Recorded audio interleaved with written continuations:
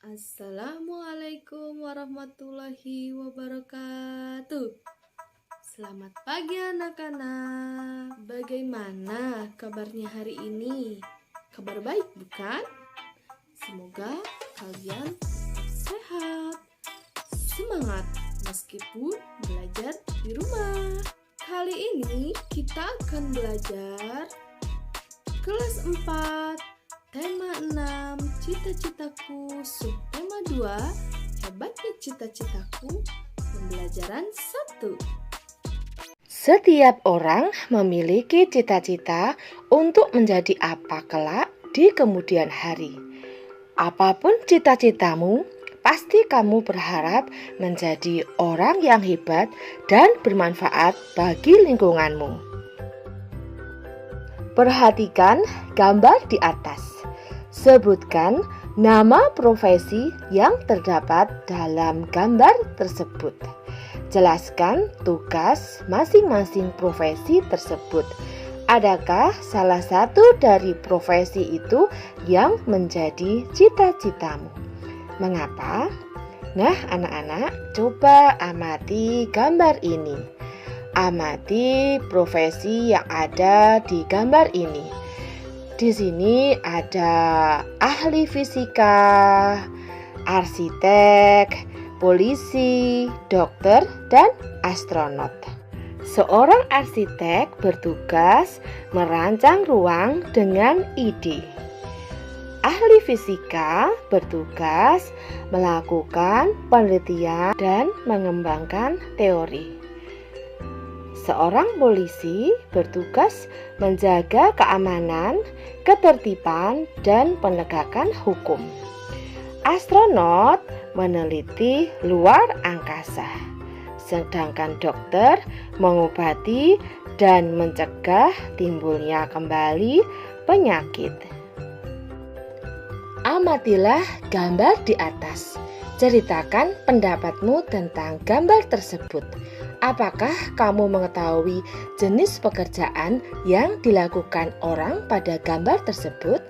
Nah, ini ada kisah seorang guru anak berkebutuhan khusus. Sesuai dengan gambar di atas. Guru mengajar siswa berkebutuhan khusus. Kisah seorang guru anak berkebutuhan khusus. Seorang wanita muda terpanggil untuk menjadi seorang guru. Bukan sembarang guru, melainkan guru bagi anak-anak berkebutuhan khusus.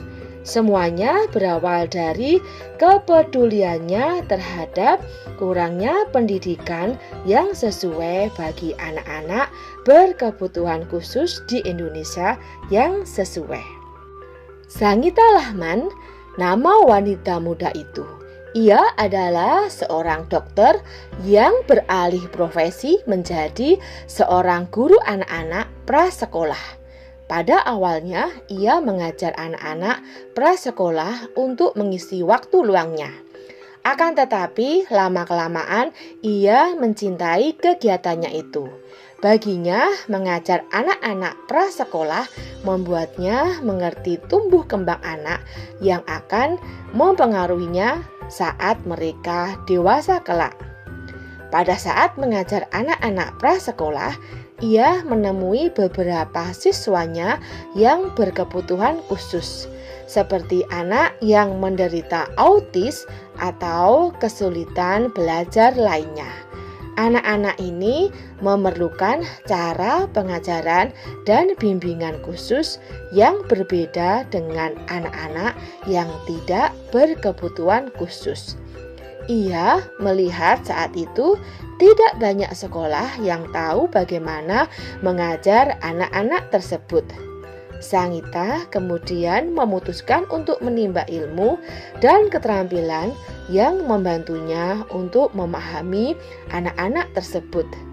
Dengan demikian, ia dapat menjadi guru yang baik bagi anak-anak tersebut. Siapakah Sangita Lahman? Sangita Lahman adalah seorang dokter yang beralih profesi menjadi seorang guru anak-anak prasekolah. Mengapa ia ingin menjadi guru? Sangita Lahman menjadi guru berawal dari kepeduliannya terhadap kurangnya pendidikan yang sesuai bagi anak-anak berkebutuhan khusus. Sikap apakah yang ditunjukkan oleh Sangita untuk menjadi guru yang baik? Sikap yang ditunjukkan oleh Sangita adalah kepeduliannya terhadap anak-anak prasekolah dan anak-anak berkebutuhan khusus. Setiap orang memiliki cita-cita yang baik. Tidak ada cita-cita yang tidak hebat. Oleh karenanya, teruslah berusaha meraih cita-citamu. Adakah di antaramu yang ingin menjadi dokter? Nah, di sini ada puisi yang berjudul Cita-citaku karya M. Ridwan Hafiz. Dengarkan ya. Cita-citaku karya Muhammad Ridwan Hafiz. Cita-citaku ingin menjadi dokter agar dapat menyembuhkan orang yang sakit. Cita-citaku ingin menjadi dokter agar anak-anak menjadi sehat. Aku harus belajar dengan sungguh-sungguh agar dapat menggapai cita-citaku itu. Aku harus belajar dengan sungguh-sungguh agar menjadi orang yang berguna bagi nusa dan bangsa. Nah, sekarang berdasarkan puisi tersebut, mari kita jawab pertanyaan berikut ini. Apakah judul puisi tersebut? Puisi di atas berjudul Cita-citaku. Siapakah yang membuat puisi tersebut? Puisi di atas dibuat oleh M. Ridwan Hafiz. Bercerita tentang apakah puisi tersebut? Puisi di atas berisi tentang cita-cita menjadi seorang dokter. Apakah yang membedakan puisi tersebut dengan bacaan sebelumnya? Perbedaan puisi di atas dan bacaan sebelumnya adalah cara membacanya, lalu bentuk tulisannya, bacaan dalam paragraf, sedangkan puisi ditulis setiap bait. Perhatikan gambar di atas. Profesi apakah yang ditunjukkan pada gambar di atas? Adakah di antara kamu yang ingin menjadi dokter hewan seperti pada gambar di atas? Untuk menjadi seorang dokter hewan, tentu kamu harus mengetahui segala hal tentang hewan, termasuk daur hidupnya. Mengapa? Tahapan pertumbuhan hewan dari kecil sampai dewasa disebut daur hidup hewan. Pada daur hidupnya ada hewan yang mengalami perubahan bentuk, ada juga yang tidak. Hewan yang mengalami perubahan bentuk tubuh dalam daur hidupnya dikatakan mengalami proses metamorfosis. Proses metamorfosis yang terjadi pada hewan terbagi menjadi dua, yaitu metamorfosis sempurna dan metamorfosis tidak sempurna. Hewan yang mengalami metamorfosis sempurna mempunyai bentuk tubuh yang sangat berbeda pada setiap tahap hidupnya. Pada saat telur menetas, bentuk tubuh hewan tidak sama dengan bentuk induknya. Hewan yang mengalami metamorfosis tidak sempurna setelah menetas memiliki bentuk tubuh yang mirip dengan induknya. Perhatikan beberapa daur hidup hewan-hewan berikut ini. Daur hidup katak. Katak berkembang biak dengan cara bertelur di dalam air. Telur-telur itu akan menetas setelah kurang lebih 10 hari. Telur itu menetas menjadi berudu yang hidup di air. Oleh karenanya, berudu memiliki insang. alat pernafasan untuk bernafas di dalam air, seperti pada ikan. 3 minggu kemudian, insang pada katak akan tertutup oleh kulitnya. Kemudian, tumbuhlah kaki belakang. Pada usia 8 minggu, berudu berkaki berubah menjadi katak yang berekor. Ekor itu kemudian akan memendek dan ia bernafas dengan paru-paru. Setelah pertumbuhan anggota tubuhnya sempurna, katak akan berubah menjadi katak dewasa. Itulah daur hidup katak. Selanjutnya, daur hidup kecoa. Kecoa merupakan salah satu serangga yang juga berkembang biak dengan cara bertelur. Setelah beberapa lama, telur kecoa akan berubah menjadi kecoa muda yang disebut nimfa.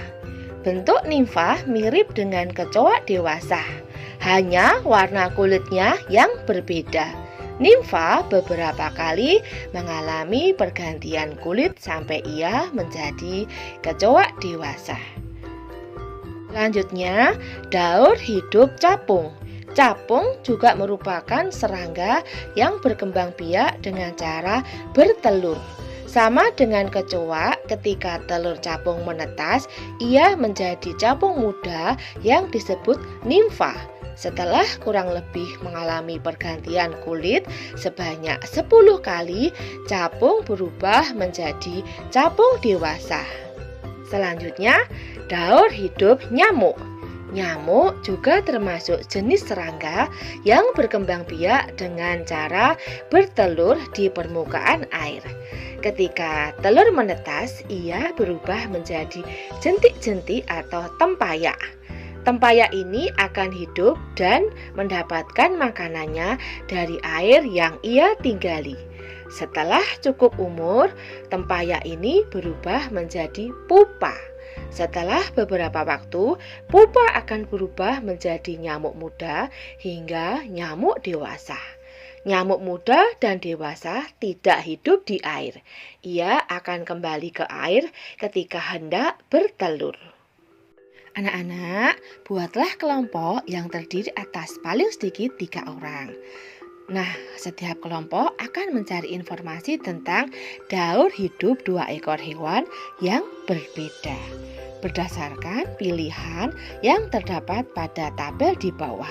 Ada kambing dan belalang, kucing, kecoa, ayam dan katak, kadal dan kupu, anjing dan nyamuk, ular dan capung. Catatlah semua informasimu di dalam diagram berikut. Lakukan untuk kedua hewan yang telah kamu pilih. Presentasikan hasilnya di depan kelas, lalu tempelkan hasilnya di dinding kelas. Dengan demikian, kamu akan memiliki informasi tentang daur hidup berbagai jenis hewan. Sebagai contoh daur hidup hewan, yang pertama adalah hewan ayam. Nama hewan ayam, cara berkembang biak bertelur. Ini ada gambar daur hidupnya. Penjelasan tentang daur hidup ayam berkembang biak dengan cara bertelur. Setelah telur dierami dan menetas menjadi anak ayam. Semakin lama anak ayam tumbuh semakin besar. Bulu-bulu halus berubah menjadi bulu-bulu seperti induknya. Anak ayam berubah menjadi ayam dewasa. Nah, jenis daur hidup adalah tanpa metamorfosis. Daur hidup yang kedua adalah hewan katak. Cara berkembang biak bertelur. Penjelasan tentang daur hidup katak adalah hewan amfibi, hewan yang hidup di 2 alam. Dalam siklus hidupnya, katak mengalami perubahan dari yang awalnya hanya bisa hidup di air, kemudian hidup di 2 tempat. Metamorfosis sempurna pada katak dimulai dari telur, kecebong, katak muda yang kemudian menjadi katak dewasa. Secara umum, urutan metamorfosis katak terdapat 4 fase, yaitu fase telur, fase berudu, fase katak muda, dan fase kata dewasa. Jenis daur hidup metamorfosis. Sekarang perbedaan daur hidup hewan 1 dengan hewan 2. Ayam dan katak. 1. Ayam tidak mengalami metamorfosis, sedangkan katak mengalami metamorfosis sempurna. 2. Ayam hidup di darat, sementara katak hidup di dua alam atau amfibi. Sekarang, kesamaan daur hidup hewan pertama dan hewan kedua. 1. Daur hidup ayam dan katak sama-sama dimulai dari telur. 2. Ayam dan katak sama pemakan hewan lainnya. Perbedaan daur hidup hewan pertama dengan hewan kedua, kambing dan belalang. 1. Kambing tidak mengalami metamorfosis, sementara belalang mengalami metamorfosis tidak sempurna. 2. Daur hidup kambing dimulai dari anak kambing, sementara daur hidup belalang dimulai dari telur. Sedangkan kesamaan daur hidup hewan pertama dan hewan kedua, kambing dan belalang adalah 1. Kambing dan belalang sama-sama hewan pemakan tumbuhan. 2. Kambing dan belalang sama-sama hidup di darat. Berikutnya, perbedaan daur hidup hewan ke-1 dan hewan kedua antara kucing dan kecoa. 1. Kucing tidak mengalami metamorfosis, sementara kecoa mengalami metamorfosis tidak sempurna. 2. Daur hidup kucing dimulai dari anak kucing, sementara daur hidup kecoa dimulai dari telur. Sedangkan kesamaan daur hidup hewan ke-1 dengan hewan kedua antara kucing dan kecoa adalah 1.